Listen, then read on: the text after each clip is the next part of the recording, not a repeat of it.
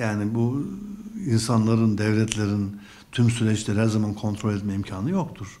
Bu yangın gibidir. Bazen rüzgar birden ters yön değiştirir, çapraz yön değiştirir ve ummadığınız şekilde fırtına olur.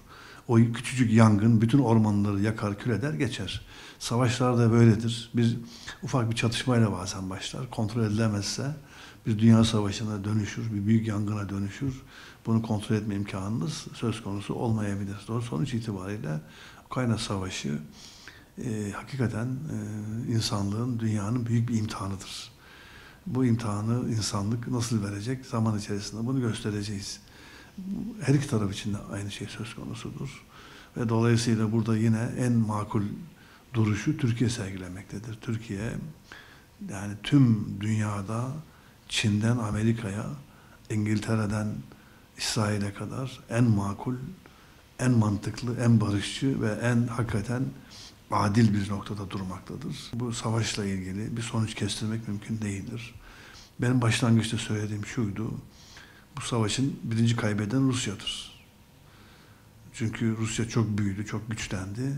Rusya'nın bir şekilde tırnaklarının sökülmesi gerekiyordu. Bu yapılmıştır. Rusya'nın tırnakları sökülmüştür. Rusya kesinlikle cezalandırılmıştır. Rusya büyük bir hata yaptı. Afganistan'a bütün Batı'yı karşısına alarak girdi. Sovyet Sosyal Cumhuriyetler Birliği dağıldı. Şimdi ikinci bir hata yapıyor. Ukrayna'ya girmekle Rusya Federasyonu dağılacak. Benim öngörüm budur. 10 yıl içerisinde Rusya Federasyonu dağılacak. Yani bu tahribat, Rusya'nın bu savaştaki gördüğü zarar sonucunda kesinlikle Rusya Federasyonu diye 10 yıl sonra, 20 yıl sonra bir federasyon kalmayacak. Zaten yavaş yavaş bizim Türkiye Cumhuriyetler o periferiden uzaklaşıyorlar. Türk Devletleri Teşkilatı kuruldu. Esas bir de özel cumhuriyetler var. İşte Çeçenistan gibi, Abazya gibi, bunun gibi 7-8 tane özel cumhuriyet var. Ve bunların da 2/3'ü Türk ve Müslüman cumhuriyetler. Sovyet Sosyalistler Cumhuriyetler Birliği dağıldı. 5 tane Türkiye büyük devlet çıktı içinden. Şimdi Rusya Federasyonu dağılacak. En az 5 tane daha içinden Müslüman Türk Cumhuriyet çıkacak. Neden? Çünkü zaten Kafkasların Batı Orta Asya'nın hakimi bizdik bir yıl. Dolayısıyla Rusya burada İngilizlerin ve Amerikalıların himayesiyle büyüyerek biz Türk ve İslam'ı bastırmak için kullanıldı 100 yıl.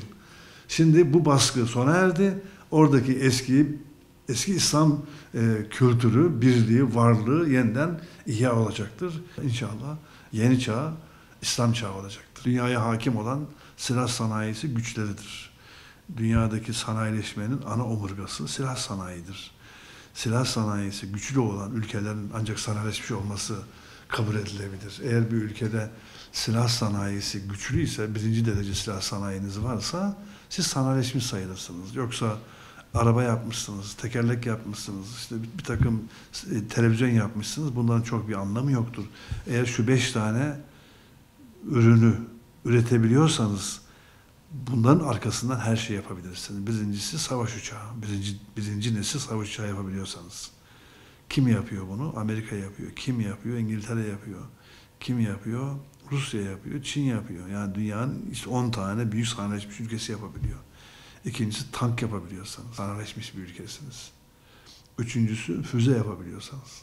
Dördüncüsü radar sistemleriniz varsa. Yani siz haberleşmede, iletişimde artık uzaya çıkmışsanız ve uzaydan her türlü güvenlik tedbirlerini alabiliyorsanız, bu derecede radar sistemi, iletişim sisteminizi kurmuşsanız, elektronikte de sanayileşmiş anlamda belli bir mesafeyi aşmışsınız demektir. Beşincisi de deniz araçları, üstün yetenekli deniz araçları yapabildiyseniz, bu 5 konuda eğer siz gerçekten bu ürünleri üretiyorsanız, birinci sınıf sanayileşmiş ülkesiniz. Ve zaten dünyayı da bunlar kontrol ediyor. Dünyadaki tüm süreçlerde de bu ülkeler kazanıyor. Ve bu ülkelerin bu savaş sanayi yönetimlerinin arkasında en güçlü odak, en güçlü lobi, onlar savaşları çıkartıyorlar. Onlar bu kavgaları büyütüyorlar. Yönetim, yani daha istiyorlar. Yönetimler de bu kavgaları başlatarak, bu kavgaları yürüterek onların sanayisinin çalışmasına vesile oluyorlar. Yardımlarla ilgili konular gündeme geldiği zaman Amerikan devleti ne diyor? Depolar boşaldı diyor. Bu savaşın sonunda, bu kavgaların sonunda savaş sanayi çok ciddi bir şekilde faaliyete başlıyor. Nerede? Tüm dünyada. Dünyanın bütün savaş sanayisine sahip ülkeleri bu gerilimlerden, bu kavgalardan beslenerek ayakta duruyorlar ve o ülkelerinde ana ekonomik faaliyet alanı ve konusu oluyorlar.